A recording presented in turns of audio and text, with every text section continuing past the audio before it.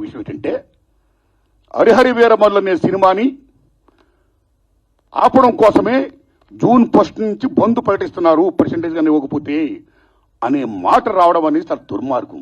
It's a trash. అది ఉత్తిది, అది correct కాదు. అందులో కుట్ర ఉంది.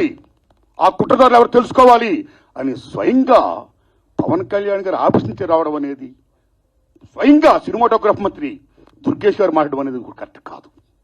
ఎందుకంటే మిత్రులారా, ప్రొడ్యూసర్ కౌన్సిల్ కానీ, ఫిల్మ్ ఛాంబర్ కానీ, అది సినిమా పరిశ్రమ పాలనా సంస్థలు, ఆ 2 సంస్థలు కూడా బంద్ ప్రకటిస్తామని ఇప్పుడు చెప్పాలా. డిసిషన్స్ ఆర్ గోయింగ్ ఆన్ అని చెప్పారు వాళ్ళు. దట్ ఇంకో విషయం చెప్తున్నా మీకు, బంద్ అనేది ప్రజాస్వామ్యంలో ఒక బ్రహ్మాస్త్రం.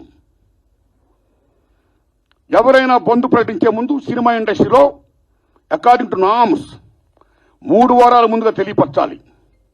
ఇదిగో పలానా ఇష్యూ మీద మేము ఫైట్ చేస్తున్నాం, అది ఇంకా కొలిక్కి రాలేదు కాబట్టి మేము బంద్ ప్రకటించబోతున్నాం అనే విషయాన్ని నిర్మాతలకు 3 వారాల ముందు తెలియపరచాలి. This is norms, it's preamble.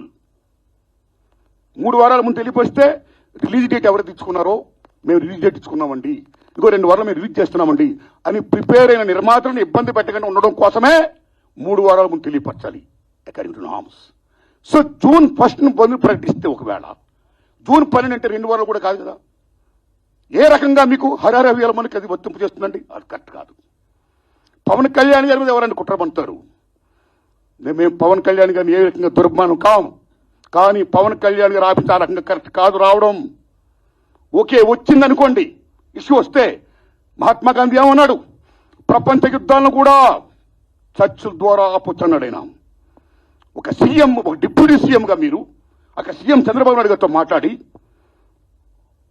Harihara Veeramallu అనే టాపిక్ మీరు ఎత్తకుండా, ఓకే మీ ఇండస్ట్రీ కష్టాల్లో ఉన్నప్పుడు రండి, మనం సిట్టింగ్ చేసుకుందాం రండి, మాట్లాడుకుందాం రండి అని చెప్పుంటే, ఒక పెద్ద రోల్ ప్లే చేసి ఉంటే, ఒక చలనచిత్ర పరిశ్రమ బిడ్డగా మిమ్మల్ని మేము ఎంత గౌరవించేవాళ్ళం సార్. ఎంత బాగుండేది సార్, ఎంత బాగుంటుంది సార్. ఆ పని చేయండి సార్ పవన్ కళ్యాణ్ గారు.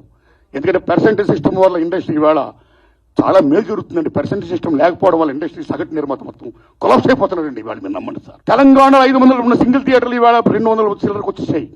ఆంధ్రప్రదేశ్ 500 పై ప్రజలు కాల. So this is a very big issue. Since 25 years this percentage system is going on.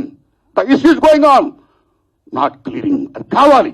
అలాంటిది ఇవాళ పర్సెంటేజ్ సిస్టమ్ కొలుక్కొచ్చే దశలో హరిహర వీరమల్లుకి దీనికి ఒక లింకప్ పెట్టి ఏం సంబంధం అండి? ఏమీ సంబంధం లేదు.